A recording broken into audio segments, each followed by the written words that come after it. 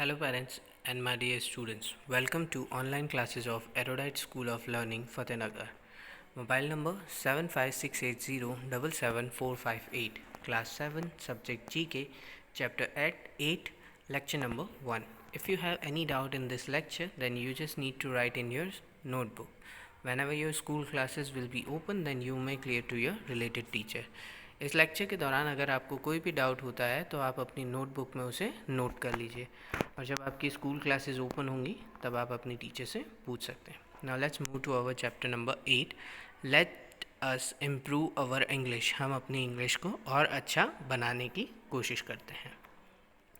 So here what we are going to do, we are going to speak some of the words and letters and some of the sentences to improve our language. Okay,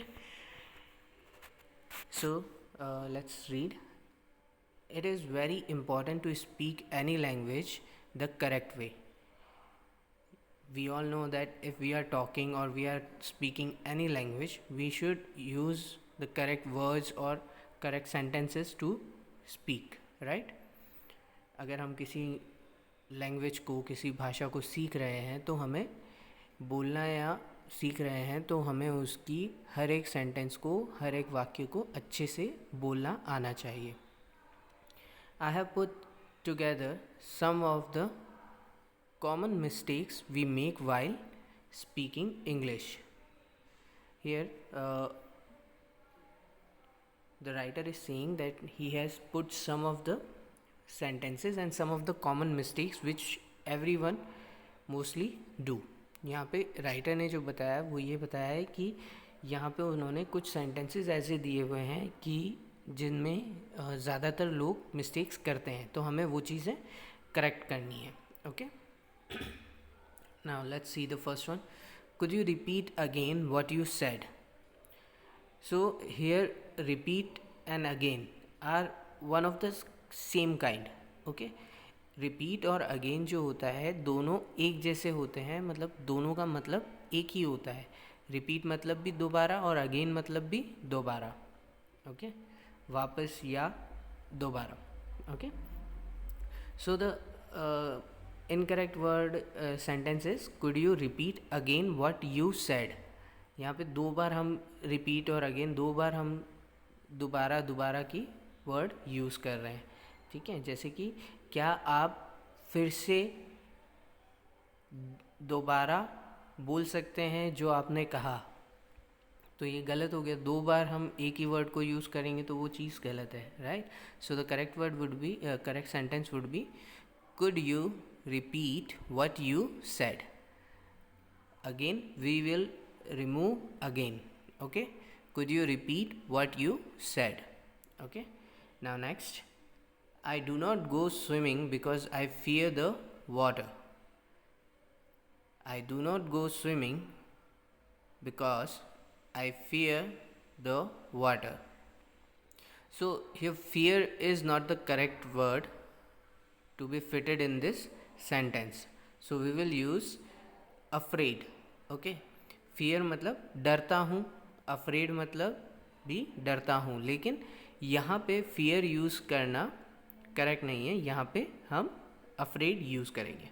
okay, so the sentence will be I do not go swimming because I am afraid of water.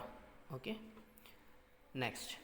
All the children did not eat their food. Here the sentence is not correct, right? All the children did not eat their food. It doesn't make any sense. ये कोई sense नहीं बनाता किसी word को या किसी चीज़ को define करने में, क्योंकि सारे वर्ड्स उल्टे सीधे हैं. So we will use none of the children ate their food. Okay, यहाँ पे हम क्या यूज़ करेंगे कि सारे बच्चों ने खाना नहीं खाया.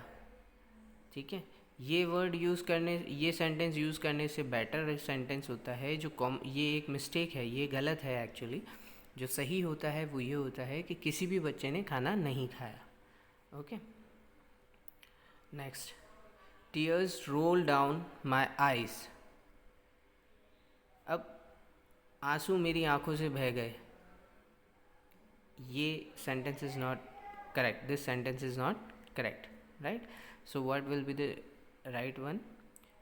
Tears rolled down from my eyes. मेरी आंखों से बह गए. Okay.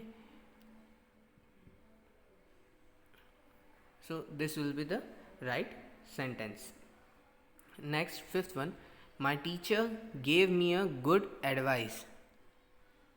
मेरी टीचर ने मुझे अच्छी advice the.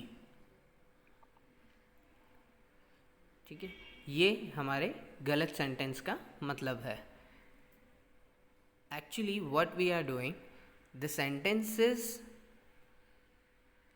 are wrong but the meaning is correct, but we have to pronounce it or we have to give the correct sentence. So the correct sentence will be, my teacher gave me a advice, gave me a good advice or gave me a good advice. Okay, now next, our principal gave a small speech. Our principal gave a small speech. We do not use small for speech and all those things. We use short, right? So we will use the word short and we'll make the sentence, our principal gave a small speech. Instead of this, we will use, our principal gave a short speech. Okay. Next, can I have some more, please? Can I have some more, please? So we will use may I. Okay, may I have some more, comma, please. ठीक है, क्या मैं ले सकता हूँ. ठीक है, या फिर कैन आई का मतलब हो गया क्या मैं ले सकता हूँ, थोड़ा और ले सकता हूँ क्या. ओके, और यहाँ पे मे आई यूज़ कर रहे हैं तो हम किसी से परमिशन ले रहे हैं. ठीक है, so we will use may I have some more, please. Next, she distributed sweets amidst her friends. Amidst is not the correct word. We will use among. Okay, so she distributed sweets among her friends. So correct the spelling in this. It's AMONG. Okay, AMONG, among her friends. Okay, now let's move to the activity number B. Write the correct meaning of these words. Tick the correct answers. Sorry, what is the correct meaning of the words? Take the correct answers. Bemuse. Bemuse is other name of puzzle.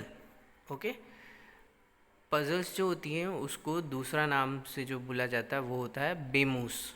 Okay, curio. Curio का real या common word जो होता है, correct meaning जो होता है वो होता है अनयूजुअल ऑब्जेक्ट. ठीक है, next is पलेते.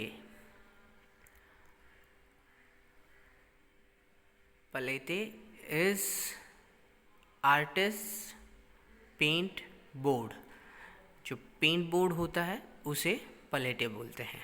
Okay, now no with Derek.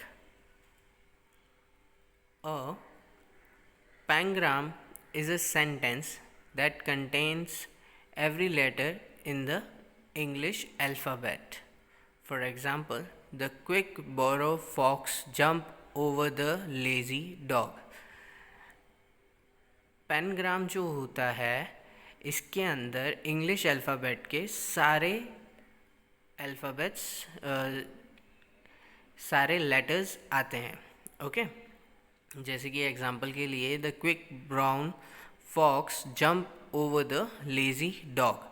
अब इसमें सारे लेटर्स सारे अल्फ़ाबेट्स आ गए इंग्लिश के. Okay, so this is our lecture number 1 for chapter number 8. So you have to write the correct sentences and mark the right or correct meanings. Okay, and try to improve your English more with correct sentences.